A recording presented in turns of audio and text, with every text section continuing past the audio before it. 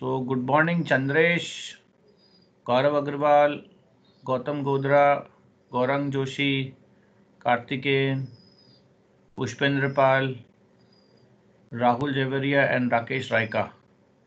So let us start the class for the day.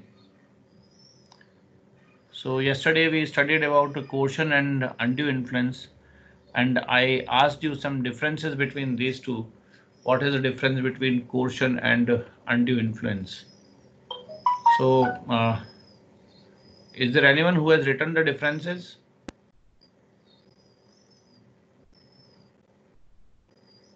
Yes. Anyone who has gone with the differences or who has written it? Anyone from you? No. So, anyways, you can submit it by the end of uh, this particular week. So, let me discuss with you the differences so that you will get an idea for having the differences. So, first is this that what is the meaning of coercion is actually the committing of the act which is prohibited under the IPC. Okay, or detaining some property unlawfully, or means it actually includes some disturbance or some forceful act on the person on whom you are causing it. So under undue influence, the dominance will be the by the person who is having a dominance of one person over the other. So the dominance actually acts in undue influence, but in coercion, the dominance is gained by either threatening or some detaining of the property or doing certain thing which is prohibited by law and especially the Indian Penal Code. So this is the first most thing which defines it. Second is the type. Coercion is mainly of the physical character. It is something violent. It is something you are doing with the body force or something like that. But in undue influence, the pressure is of moral character.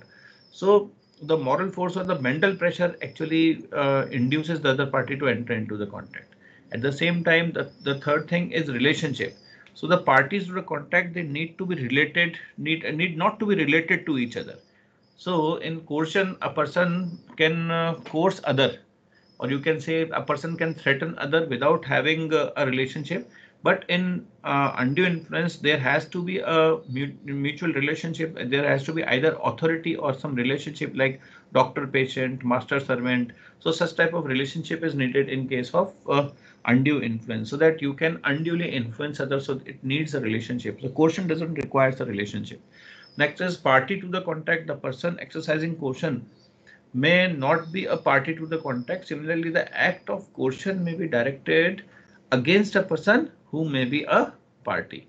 Here, both the person must be the party. Okay, so both are the person who are must be the party to the contract. The undue influence can happen only in that case. So, in case of your coercion, people not need not to be party. Even the coercion can be to someone else in order to execute a contract from someone else. So that can be done. Next is your presumption. So law never presumes that there had been a coercion in the act. But if the relationship is there, the law may presume that the weaker party is under the influence of the stronger party, or you can say the under the influence of the dominance. So until and unless, in case of coercion, until unless the party discloses that he has been coerced, it cannot be assumed by the law. But seeing to the relationship, the law can assume that there may be the course, this undue influence may have happened, or the consent has been taken by undue influence. Sixth is the restoration of the benefits. The party who wants to set aside the contract has to restore the benefits to the party from whom the benefits have been enjoyed. So there has to be a means the doctrine of restitution applies over here. So the there the in case of this undue influence, there is a restoration of benefits partly or wholly as per direction of the court in case of undue influence.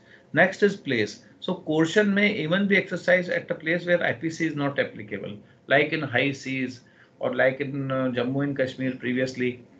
So like that. So in undue influence must be exercised only in India. If the undue influence has been exercised outside India, it will not be come under the jurisdiction of the Indian Contract Act. Last is your criminal liability. So parties committing the act of coercion are exposed to criminal liability because the things are prohibited under the Indian Penal Code. Due to in case of undue influence, the dominant parties are not exposed to criminal liability is not there, but there is a pressure. So these are the differences between the coercion and undue influence. So any doubt about all these differences to anyone? If you want to say something or you want to add something, you are most welcome. Or I proceed now. Fine. So I am now proceeding further. Now today we will be going for this misrepresentation. So because the slide was visible to you, can anyone tell me what is willful? Actually, this is a fraud. What is a fraud or a willful misrepresentation? What is a fraud? Anyone?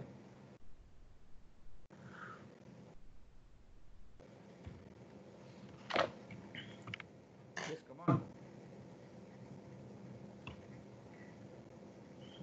Still, it is visible. You can read out and at least you can convince me for the things which you have been reading. Rohan Modi. Rohan Modi. Are you there? So Rohan Modi is absent. Rohan Pingle.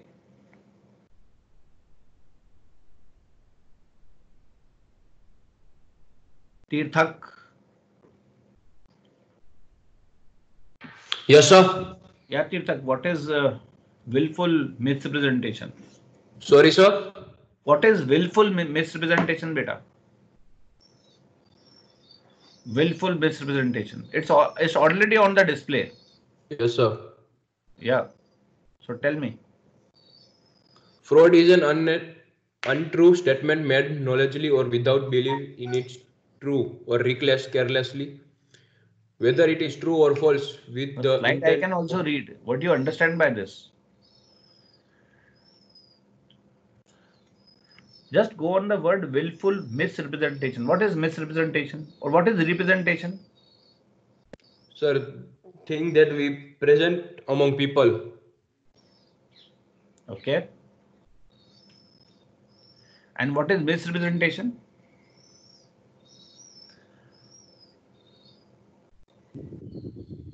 So displaying of the fact which you also do not believe to be true, and you are stating it to be true. It means you know it is not true. Still you are representing it. So it will be called misrepresentation.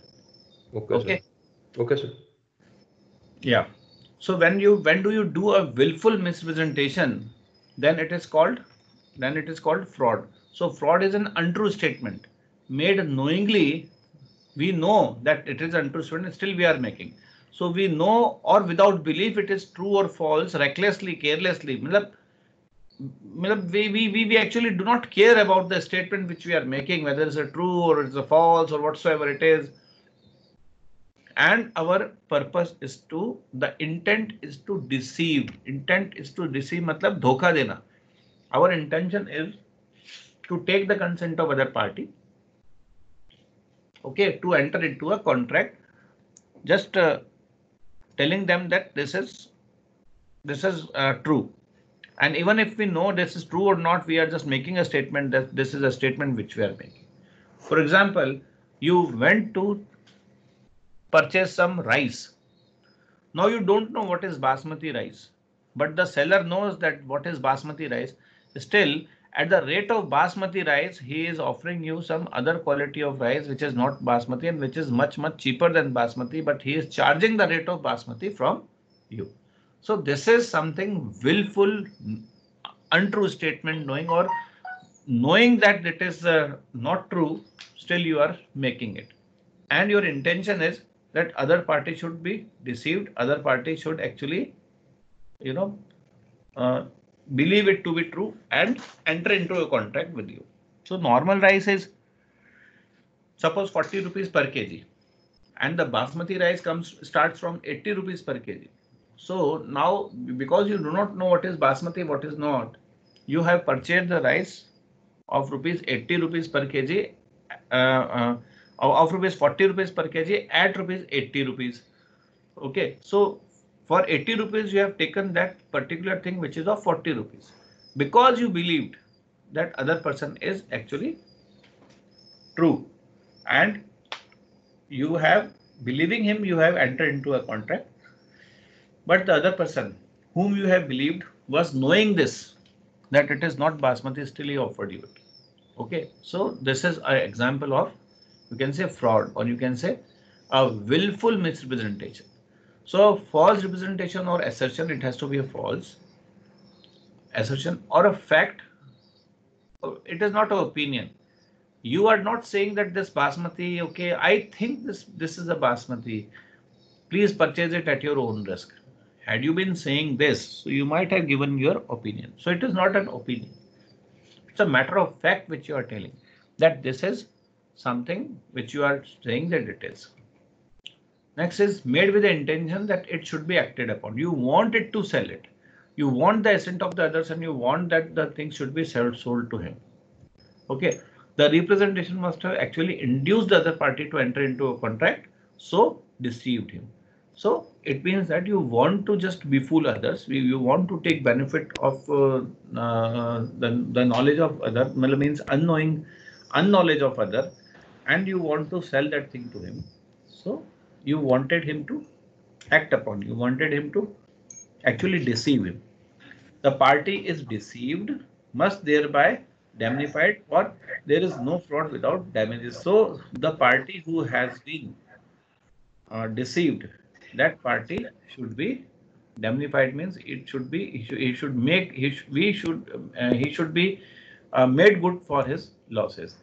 So the statement must have been made either with the knowledge that it is false, or without belief in it truth, or recklessly without caring whether it is true or false. You don't know. Sometimes you may know that it is false. Sometimes you may not know it is false or true, and still you are saying that it is true. And your intention is that the other party should act upon it. So that will be called misrepresentation. So it is immaterial whether the representation takes effect by false statement or with concealment. The party defrauded can avoid the contract and also claim the damages. So person who has entered into the agreement, so that person is actually, he can actually resign the contract, and he can actually come out of the contract and can ask for the damages along with the price which he has actually paid. Okay, so further, mere silence as to fact likely to affect the willingness of a person to enter into a contract is not fraud unless silence is itself equivalent to speech, or where it is the duty of the person keeping silent to speak, as in the cases of contract of emberime fide. Okay, so mere silence, you cannot just treat that somebody is silent and and it has been treated as a fraud. So silence sometimes may not be treated. Okay, but sometimes when it is necessary to speak, and the other party is not at all, speaking up, or he's keeping mum in order to deceive, then also it will be called a misrepresentation. Okay, so this is something which is important. For example, A and B being traders enter upon a contract. So A has a private information, a change in price which would affect B's willingness to proceed further with the contract. Now A is bound to inform that.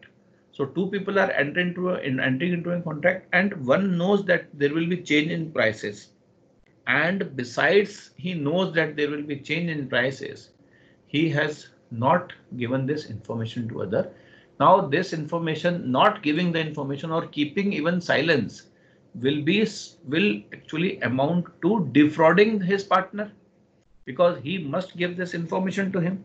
So at that time, if it is so, it is his duty to speak. It is his duty to tell that this is something which the information which I have, and the other person must actually act upon it, and then only it will be called that he has done a good job. Otherwise, his silence will also be treated as a misrepresentation. So as if he has been misrepresented. So this Emberium fide, there are certain contexts which require at most good faith. So there is a list of the contract which requires some at most good faith. These are the contract of insurance of all kinds. So the assured must actually disclose to the insurer all material facts, and whatever he states must be correct and truthful.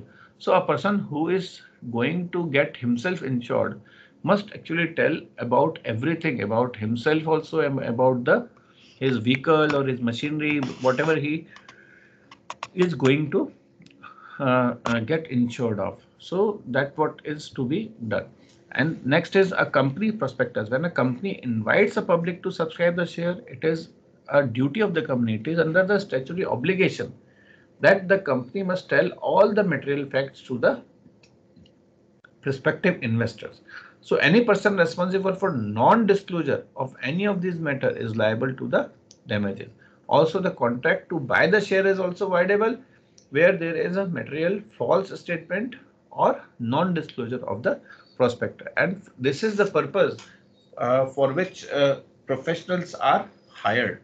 That okay, because they know what is material, what is not, what will affect, what will not, and they actually become the responsible person and they charge their fee for it. Okay, so that the responsibility of the promoters of the company, they take it on their head. Okay, so next is the contract for the sale of land. So vendor is under a duty to purchase or to show good title to the land he has contracted to sell. So a person who is selling the land must actually tell other person that this is having a good title and the title is clear, or if there is any dispute, such thing should also be disclosed when they are entering into a contract. This contract of family arrangements. So when the members of the family make agreements or arrangements for settlement of the family property, each member of the family must make a full disclosure of clear material fact within his knowledge, and on basis of that only the adjustment should happen. Okay, so these are the points of Emberium fide, which actually needs change. Or one another important thing is the contract of marriage also is included in it. That in case of marriage also, when you are going for marriage, then one must disclose each and everything regarding the if some latent or patent defect is there, then also the person should mention, and then only tell others that okay, if you are ready to marry, then we can proceed further, otherwise not. So these are the things where their Emberium fide is applicable. Okay. So any doubt?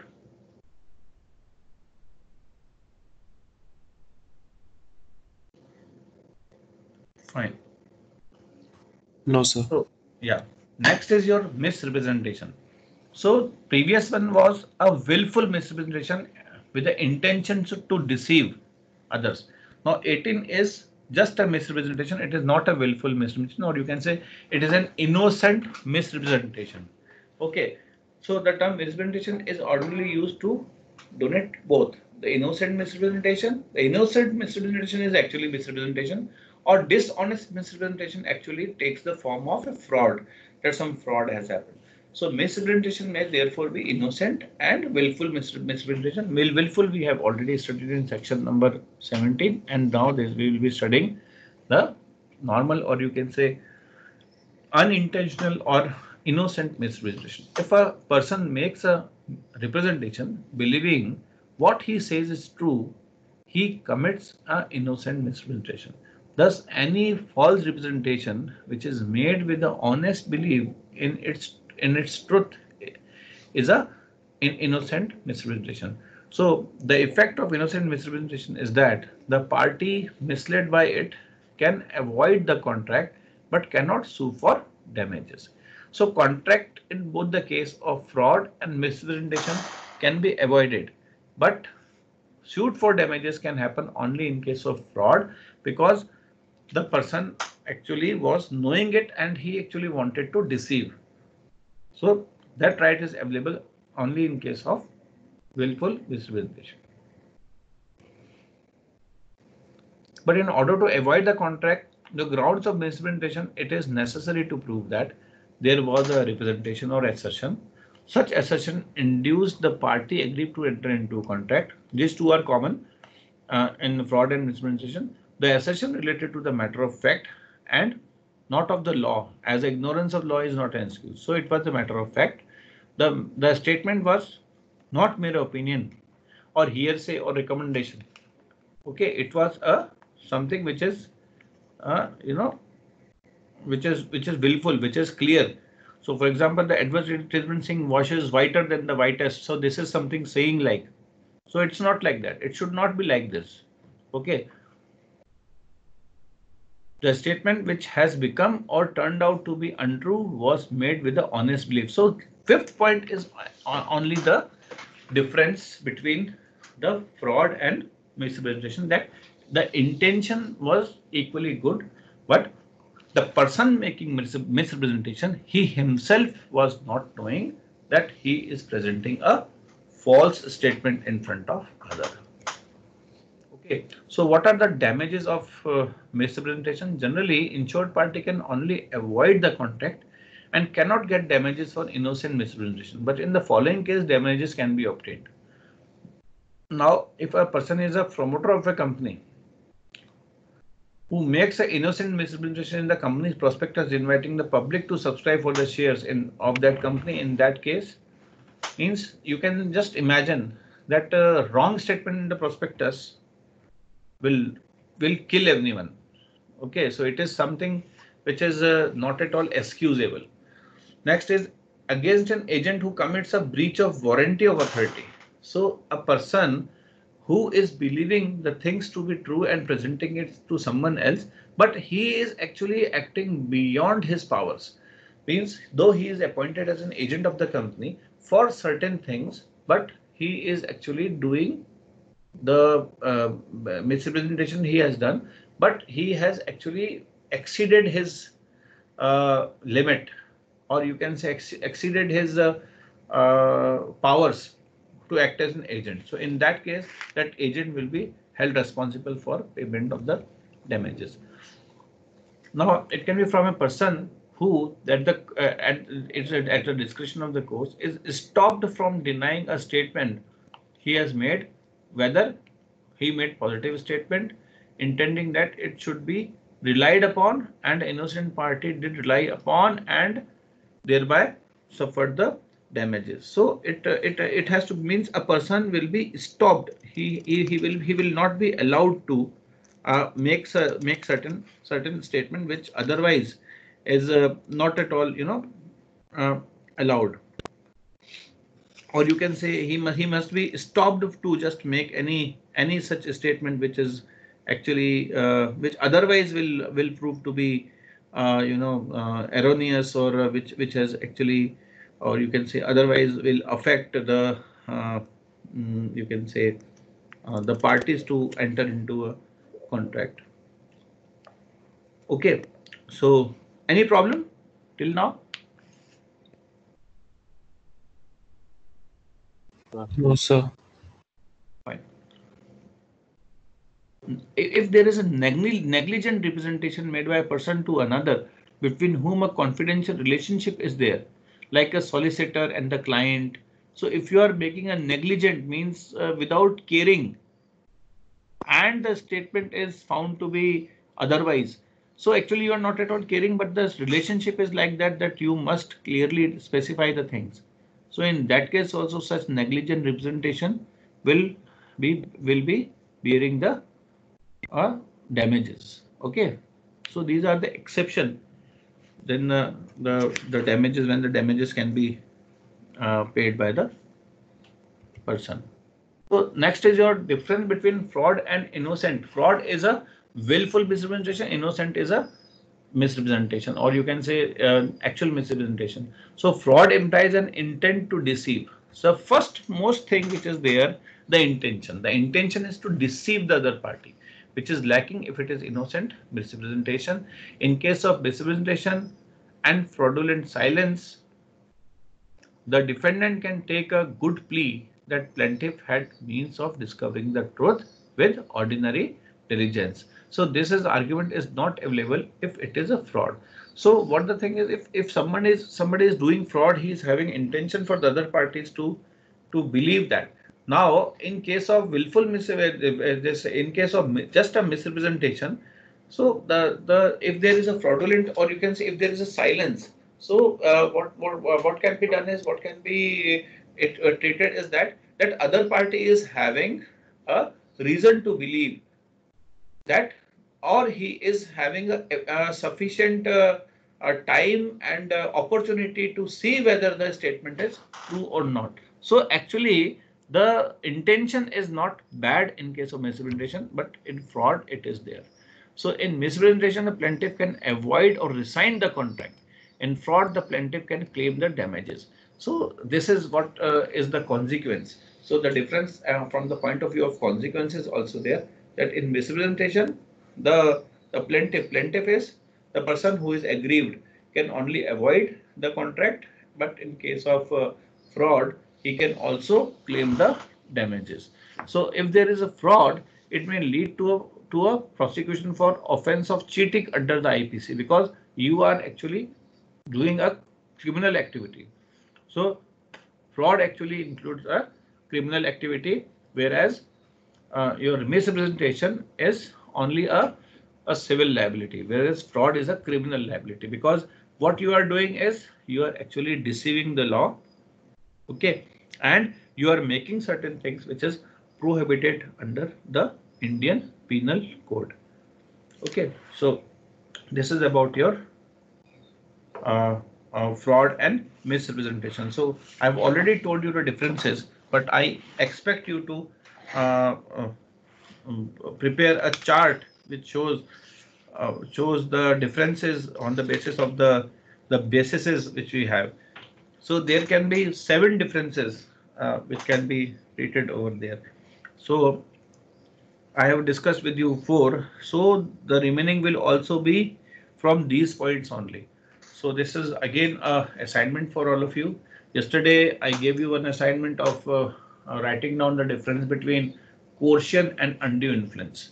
So let me just write it in your chat box also over here, that what you have to do. Okay, so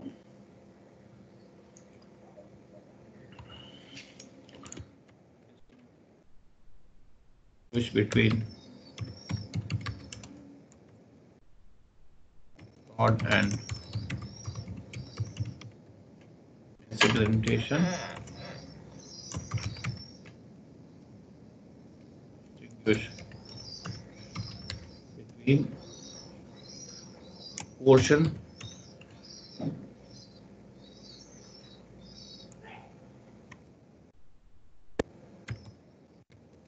and undue influence.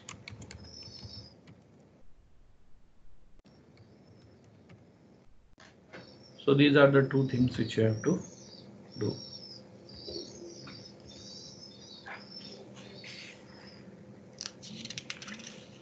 Is anyone who has actually done?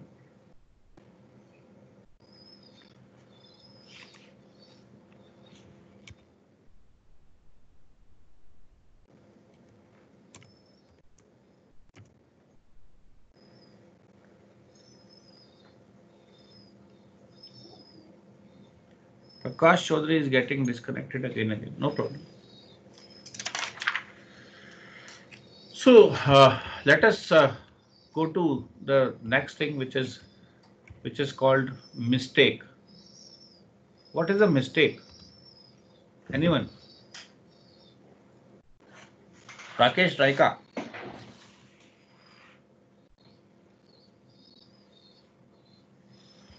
What Yes, is sir. mistake? हाँ बेटा. Yes, sir. Yeah. What is mistake? Sir, a mistake is something which is done unintentionally, Okay. and it might be even done intentionally with a point of view of his benefits, Point of view of. a particular individual's benefit. Okay.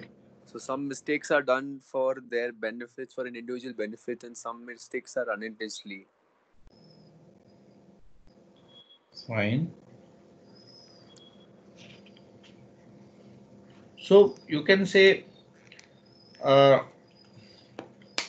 mistake can be you can say some unintentional belief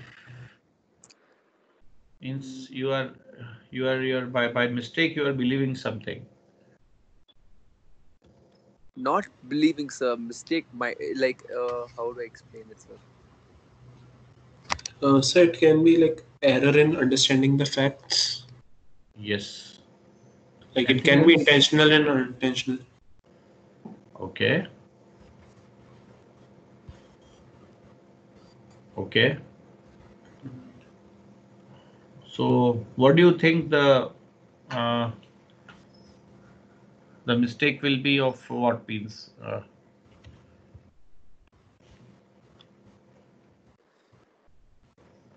So like I didn't get the last part. Yes. I didn't get the last part. So what are you asking? Sorry. I didn't get the last part about what you're asking. Mistake is means what actually mistake signifies. What the mistake is. Sir, inaccuracy. Hmm? Inaccuracy. Inaccuracy. What do you mean by that? I'm happy that you are trying. That's good. Something which is not correct. Something wrong. Yes. Something wrong Okay. which we have done unknowingly or intentionally. Okay. Galti, So, sir, galti. does it happens from one side or does it happens from both the sides? Both the sides or one side, it depends. Hmm? So that is a scenario-based thing, sir. Mistakes may So happen from both the unilateral or sides. bilateral, dono. Yeah. Very good. Very good. You're very correct. It is situation-based. That's it, sir. Situation based. It depends, sir. Like it might be from both the sides or one side. It depends how So, the scenario is. in your life. Sir, I didn't get you. Sorry. So could you pardon me? Huh? Sir, you're not audible, I guess. I'm saying, have you done any mistake in your life? Yeah, sir. Many have done, sir. So can you share that mistake? If we have to see it from the point of view of law. So those don't come under law. So which mistakes I have done are not under law. Okay, Those the are mistakes very, which you have done are not under law. those are very basic mistakes. Okay. Fine. So let me take it further. So the mistake of not doing today's homework. Mistake of? The mistake of not doing today's homework. Your excuse, don't worry about it. You have time for that. So let us talk about the law. The law believes that the contracts are made to be performed because why a person will do the contract? The whole structure of the business depends on this, as a businessman depends on the validity of the contract. So it is always assumed normally that whosoever is doing a contract will actually follow it, or it is actually made in order to perform. So the contract which has happened will be performed. It is obvious. So the law also considers it like that, and even the businessmen also consider it that if there is any contract done, then it will be executed. Okay, so accordingly, the law says that it will not aid anyone to evade the consequences on the plea that he was mistaken. So the law will not provide any benefit to it. Law will not actually provide that somebody has done some mistake. The law is saying that the law will not give you the you can say mm, uh, uh, the protection for it. See, right? On the other hand, law also realizes that mistakes do occur, and that these mistakes are so fundamental that there may be no contract at all. If the law recognizes mistake in contract, the mistake will render the contract as a void one. So if there is any mistake happening, then the mistake will be considered as if it is null and void. So anything done by mistake will be invalid, you can say. Okay. So mistake, there are two types of mistakes basically: mistakes of fact and mistake of law. Okay. So if there is a mistake of law of land, the contract is binding because everyone is deemed to have knowledge of the law of land, and ignorance of law is not excuse at all. Okay. If somebody actually, commits a murder, so it is not a mistake because it is assumed that he will be knowing that the law of land is that if you will do murder, you will be hanged till death. Okay, so this is a mistake of law is actually not mistake, and ignorance of the law is not at all an excuse. In Latin, it is called ignorantia juris non excusat. Okay, so this is something which is ignorance of law is not at all a excuse, so it will not be bound. Okay, but if the mistake is of foreign law and the mistake of private rights are treated as a mistake of the fact, and in that case it is excusable. So mistake of law also is divided into two parts, that is mistake of law of land and mistake of foreign law. So in case if it is mistake of foreign law, then in that case, because it is not, it cannot be assumed that you will be knowing the laws of the entire world, all the countries of the world which are doing their businesses. So if you are ignorant of that, then it can be treated as excusable and it can be excused also. Okay. So next is your mistake of foreign country to be proven in Indian courts as an ordinary fact. So mistake of foreign law makes the contract void. Similarly, if a contract is made in ignorance of private right of a party, it would be again be a void one, where A buys a property which is already belongs to him. Suppose, for example, he has actually, so this is something which is a mistake, a private right. It is regarding he himself has done something for him. So something like that. So it is, if such type of mistake is there, then it is totally void. One cannot buy his own property by his own. Okay, so it's sometimes it is actually treated as a, you can say, you can some parts because he is a person was so ignorant actually, and he was not at all aware about the things, and that's why it happened. Okay. Next is what will be the effect of the mistake. So a mistake in nature of miscalculation or error of judgment by one or both the parties has no effect on the validity of the contract. So it means it will so for example, if A pays an excessive price for a goods under the mistake, as to their true value, the contract is binding on him. Okay, so he can what he can do is still he cannot resign the contract, because what the thing is here, he has actually paid something extra. So that something extra, on that basis he cannot resign the contract, cannot set aside the contract. It's the case of Leaf versus International Galleries. So what can be done is that whatever extra has been paid will be restored. So the extra which is being paid is by mistake. What in Hindi is called bhool chuk and leni deni. Okay, so this is something by mistake if it has happened. So it will be having a contract or something which is totally void. So if a contract has happened or something has happened by escalation of price in which both the parties were ignorant to it, both the parties didn't knew it. So at that time, and even if one party is knowing it and still he enters into a contract because other party is also, knowing it, the other party is unintentionally, he is not knowing it. Still, there is a mistake. It is called unilateral mistake and the bilateral mistake if both the parties are ignorant. So, and by it may be revealed, maybe because if both the parties are ignorant, who will reveal it? So there may be some third party who may reveal it. So if it is revealed by the third party, accordingly, it will be treated as a void only. Okay.